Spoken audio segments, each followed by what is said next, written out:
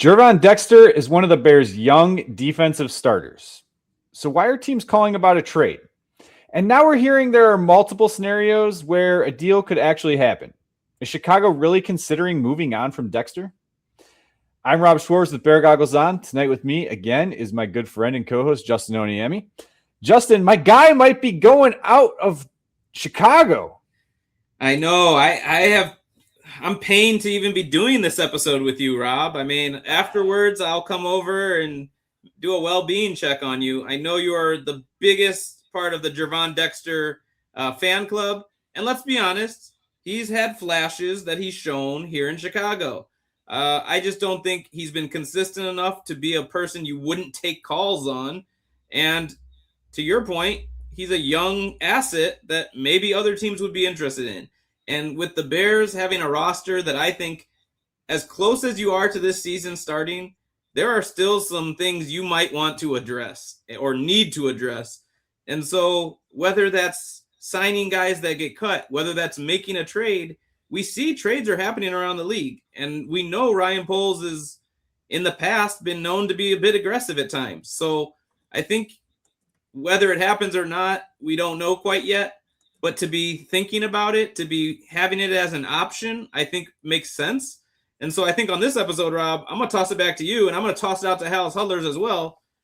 What would be the recipe in which you would facilitate a trade happily? Because I think there's something out there, and I'll let you speak to it first, and then maybe you can toss it back to me. But one of your favorite players, Rob, what would it take for you to be even considering a move? Yeah, before I get into that, I do just want to give some credit to where the source is coming from, right? This is not something that we're hearing, just off the street. This isn't something, that, Facebook, Chicago Bears Facebook is thrown out there because God knows there's some crazy stuff out there. This is a report that came out of Jordan Schultz. Jordan Schultz has been with some big media companies like Yahoo Sports, Fox Sports. There's been, he's been around. He's obviously made some connections. He's not just some goof on Twitter. But he says, sources, the Bears have had trade discussions involving defensive tackle Gervon Dexter, and there are multiple scenarios where a deal could get done, sending him to a new team. Dexter is still just 24 years old, started all 17 games last season, and has 13 and a half career sacks, 42 QB hits, and he's in the final year of his rookie contract. Okay. I am obviously a Dexter fan. I think the Jalen Carter hype is a little bit overblown. I could not imagine the Bears giving the type of contract to Jalen Carter if it was reversed and Carter was here in Chicago. I would have lost my mind if they give him that much money. I don't expect Gervon Dexter to be on the same playing field. One, because sometimes just name recognition becomes a thing. And look, I'm not going to sit here and try to say Dexter is as good as Jalen Carter. Carter demands a lot of double teams. Carter does do a lot for that Eagles defensive line. Stat sheets aren't always the answer to everything, although Dexter has him beat on more occasions than not in that regard. But if you are telling me you are moving Gervon Dexter in some type of package deal to get a better player in return, right? Like maybe you're packaging him, and look, I don't think this is ever going to happen, but maybe you're packaging him to send off to the Raiders, who, did trade not Myles Garrett, did trade, God, why am I blanking on his name? Maxx Crosby. I see. Once it was voided.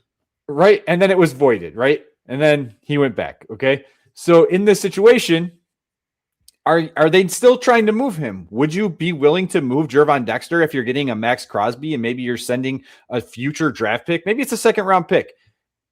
Hell yes. Maybe it's a first round pick.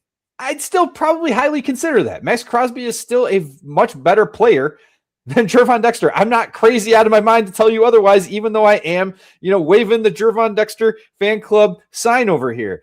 It's a crazy situation. There would have to be specific either players coming back in return or, a high enough draft pick. If you're getting a second round pick for Gervon Dexter, knowing how much money is already put into that defensive front, I can't say no to a second round pick. I mean, third round and later.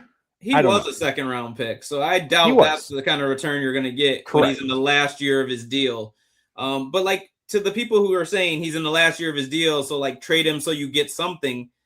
Not if it's pennies on the dollar. I mean, he can be the moves they made this offseason, which was signing the lower tier, middle tier, let's say defensive tackles and drafting a guy in the 6th round wasn't like this is our plan to replace Dexter.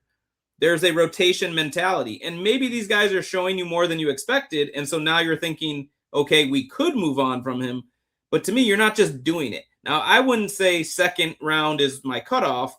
I mean, 3rd round picks, even 4th round picks, I think are better than dart throws. They're still somewhat of a dart throw, but better than a dart throw. And to your point, I thought you were going to say maybe for Josh Sweat or something like that. Because I think Crosby maybe is a midseason move, whereas to me, this is happening right now, before the season potentially to shore up your roster.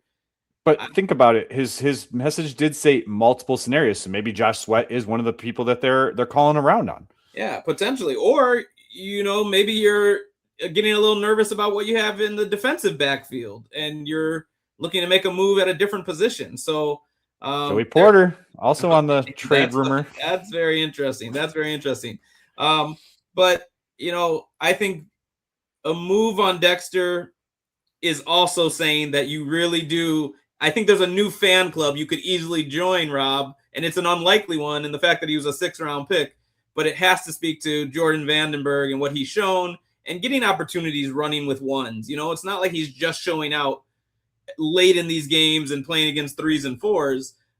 He's had some good run all during training camp. So I think it would also be saying between him and Gallimore and Katavius Street, these are not names we all had on our mind, but it's enough to say we feel okay at this position.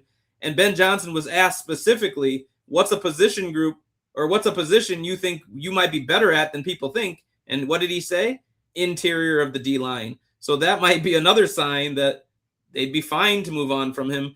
But if you don't, let's be clear, and you don't give him that big money, Rob, some other team might. He's 24 years old, and now you're looking at the comp pick formula and free agency. So there's other ways to deal with this. I think the Bears will just play it by what makes the most sense for this team in the short term and in the long term. Be measured about it. Yeah, for sure. And, I think to your point, I could easily fall in love with another player on this team. Like, look, going into the draft, I wasn't even a big Dexter fan. I thought, he was being projected a little bit too high. The fact where they got him there in the 2nd round made sense. But he was kind of a little bit of a raw project. Like he was a guy who was actually rated higher. I think people forget this. He was actually rated higher coming out of high school than Jalen Carter was. However, his value obviously dropped drastically prior to actually entering into the NFL. But the intangibles were there, and the size was there, and the physicality was there.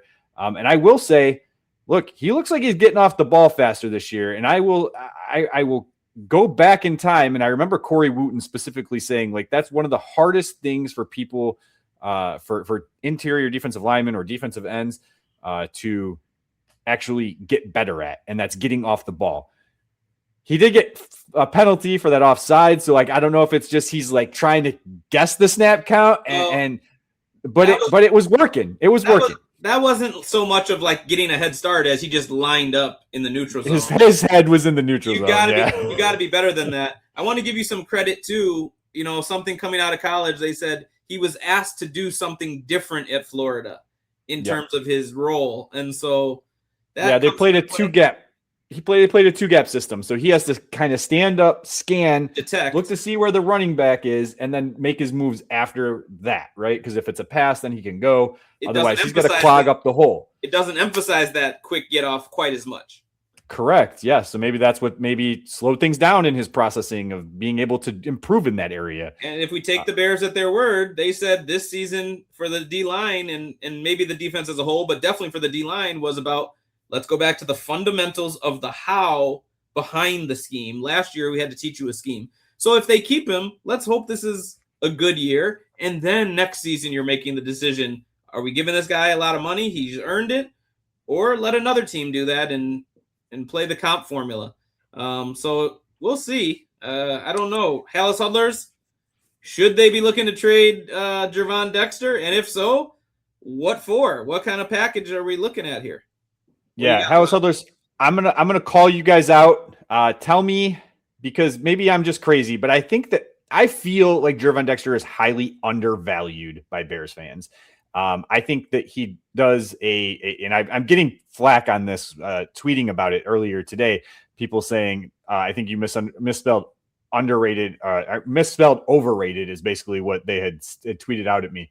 Look, I think when you look at where his numbers are for a second round pick on the final year of his rookie contract, how can you be upset with really what he's bringing to the table? It's not elite numbers, but it's also very good numbers. Like, it's good enough to be a starting defensive tackle on not almost every team, but a large number of teams within the NFL. I think he's undervalued.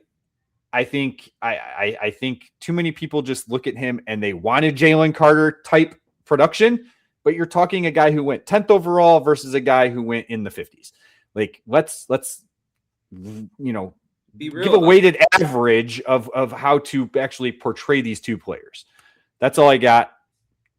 Justin, I hope he's, sticking around for my sake, but if it means bringing in a big guy, I didn't even say, what if they get a left tackle, right? I mean, that could be key here too. So there's some options out there in my mind that I would be happy about depending on the return. I'm just glad you didn't say trade him for Aaron Donald or something like that. I mean, deal.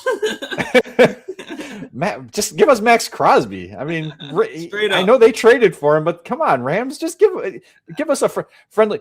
Maybe is there anybody? And I'm blanking on who's even on their roster right now. But is there anybody who elite? Oh, isn't it Bosa on the 49ers? They're going through some massive, crazy shit right now with a prostitution ring and their owner. So just give us him for nothing. Well, we don't need Kittle. We don't need Kittle, so I know that that's already a crowded tight end room. So that is. All right, that's it for me. Me too. Bear down, guys. Claws up.